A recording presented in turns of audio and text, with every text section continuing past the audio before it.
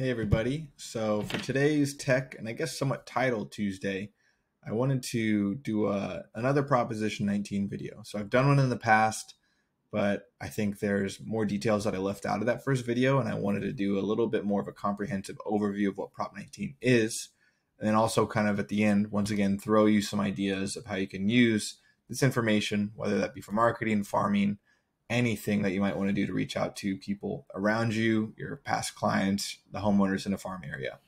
But so just starting off, I just wanted to run through a couple of slides and explain Prop 19 and how it impacts basically homeowners that you'll be interacting with on a daily basis. So first, actually understanding what Prop 19 even deals with. So it's largely going to deal with the assessed value of properties. So basically the property tax rate that homeowners are paying for. And so there's mainly two groups that are impacted by Prop 19. And the first will be children or grandchildren that are inheriting properties. They're a group that Prop 19 largely impacts and makes some big changes to. And the other group would be basically homeowners that are 55 years or older, or that are disabled or victims of natural disasters or wildfires. But for the market area that most of you exist in, that's largely just going to be homeowners that are 55 years or older. So there's some big changes for both of these groups. And so the first group is basically children and grandchildren that are inheriting property from their parents or grandparents. And I was just doing a couple of research articles before this and was looking at like where this really came from. And so it largely stems from a previous California legislation, Prop 58 and Prop 193, which actually had it so that parents and in certain cases, grandparents could actually transfer their existing property and that property's assessed value. So let's say that the parents or grandparents bought the property in 1975, maybe for something super cheap. Maybe they bought it for $250,000. And the assessed value now that is grown every year at somewhat of a fixed rate, maybe is now at $500,000 in terms of the property's assessed tax value that they'll be paying on each year.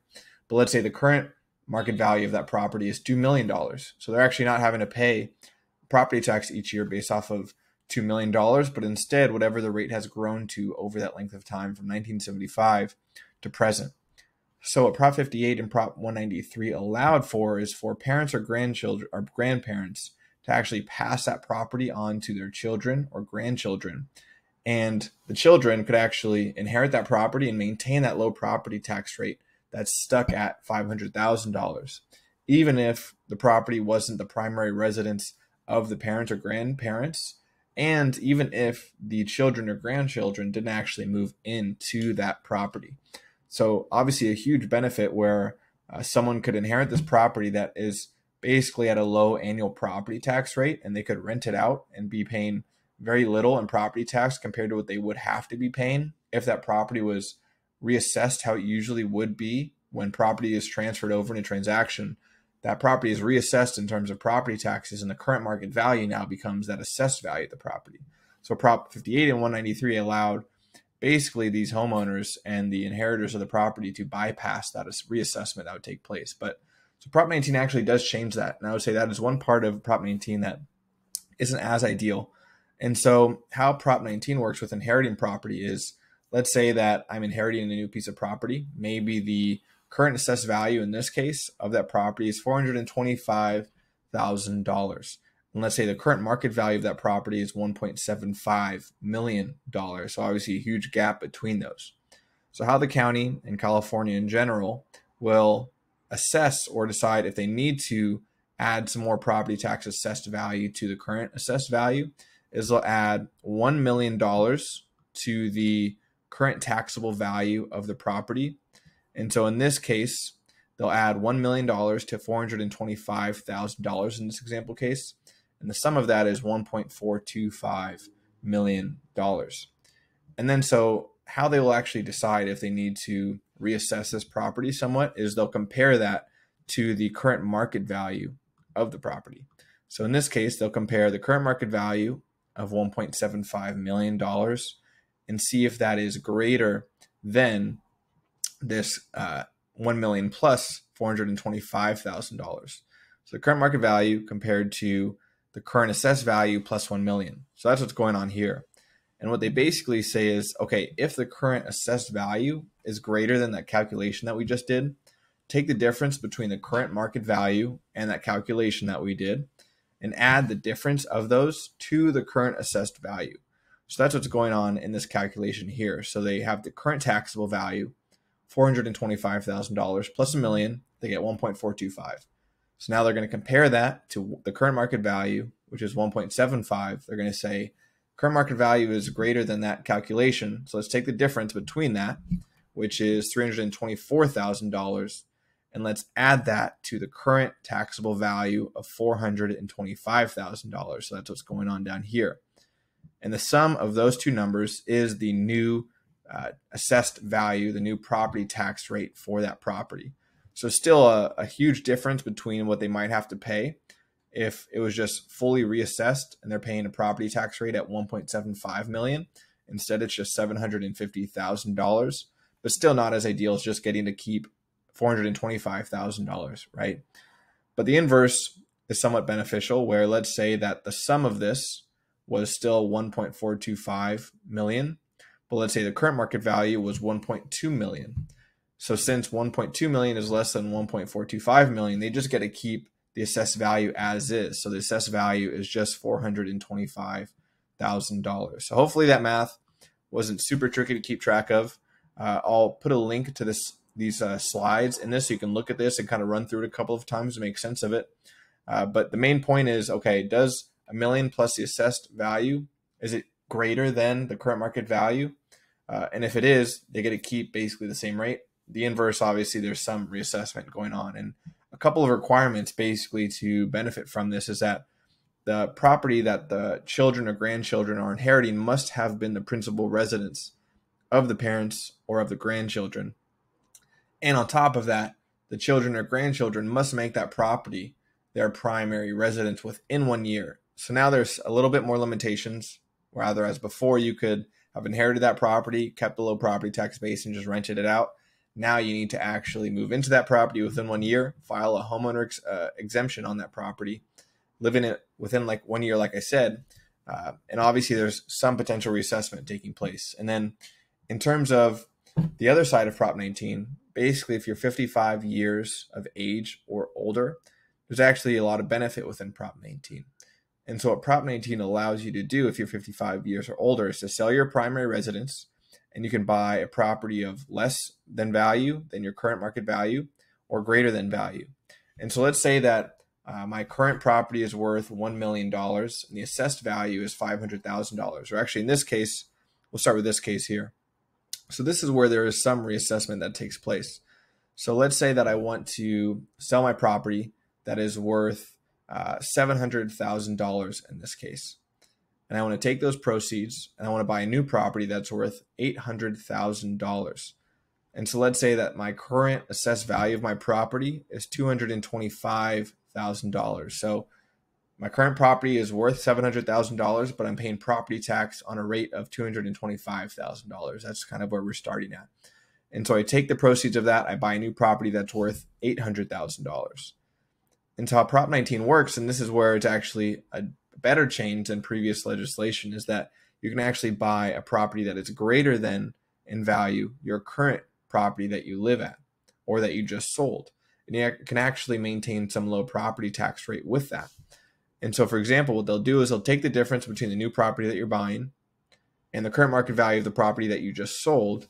They'll find the difference of that. So in this case, it's $100,000, and they'll add that to your current assessed value of your property. So that's $225,000 plus $100,000. Now you're going to get a new property tax base rate of $325,000. So obviously, once again, a big difference between having to pay that on $700,000, or sorry, in this case, it would have been $800,000 is the assessed rate that you'd be paying. But instead, now you're paying $325,000. And in a couple of minutes, I'll actually show you a really great calculator that shows the actual impact of that. That'll help you in conversations with homeowners or past clients or clients you're working with now. And so to take advantage of this aspect of Prop 19, they must purchase their replacement property within 2 years of the sale of the property that they live at. They're required to live in that new property, so it can't just be an investment property. and they must file a homeowner's exemption on that new property within 1 year as well. But like I said, with Prop 19, they can actually do this anywhere in California, which is nice, and they can do it up to 3 times. So you can benefit from this over and over and over again, and obviously take advantage of Prop 19 and the ability to try to maintain your low property tax base that you're working with. So essentially, a homeowner could sell a property, step up a little bit, still have somewhat of a low property tax base, sell that new property, move up a little bit, and keep basically working with this. And to actually show you some of the benefit of that, I'm going to show a calculator. So if you go to lunatitle.com and then you go to technology up here at the top of the screen, and then Proposition 19 calculator. So there's actually a calculator on our website that actually shows the hard figures for you. So when you're having conversations with people, you can show them the benefit. And so what I can do is do those example cases. Let's say I bought the property in 1990, maybe I bought it for $400,000, and maybe now the current assessed value of the property is $550,000. And let's say the property went up from when I bought it at $400,000, and now it's worth $1.2 million. And so what I can do is, let's say that I buy a property that's less than value of 1.2 million. So maybe I'm downsizing a little bit. Maybe I'm older, I can't move around as much. Maybe I want a smaller house. So now I'm going to buy maybe a townhouse for $850,000. And so what's nice about Prop 19 is if that new property is less than in value than your current market value, you got to maintain the low property tax base rate. So that's what it's actually showing here. So if I didn't take advantage of Prop 19 and I didn't file for it, I'd be paying property tax on $850,000, which would be an annual rate of $10,200. But since this new property is lower than my current market value of the property that I'm selling, I just got to maintain the property tax rate of $550,000. So annually instead, I'm just going to be paying $6,600 annually in property taxes. So essentially a difference of almost $4,000 a year. So a decent amount of money that you can actually show homeowners in your area or your past clients or the clients that you're currently working with. But what's nice about Prop 19, like I said, is the inverse case, where now I can sell a property, I can buy a property of greater than value, but still maintain low property tax rate. So let's say that I sold my property for $1.2 million. And now instead, I want to buy maybe a property. I'm buying my dream house for $1.75. So if I didn't take advantage of Prop 19, my property tax rate would be based off that 1.75 sales price, and I'd be paying $21,000 annually on property taxes. But with Prop 19, what they'll do, like I said on the slides, is they're going to take the difference between 1.75 and 1.2 right here. So that would be, quick mental math, $550,000. And I'll add that to this right here. So basically the difference between this, which seems to be $550,000 plus $550,000, which is my current assessed value. So that's $1.1 million compared to $1.75 million in property tax rate. And so that's actually reflected here, where if I didn't file for Prop 19, I'd be paying $21,000 annually. But if I did file for Prop 19 and take advantage of it, I'll be paying $12,000 if I buy property within 1 year after selling, and $11,000 if I buy property on year 2 after selling.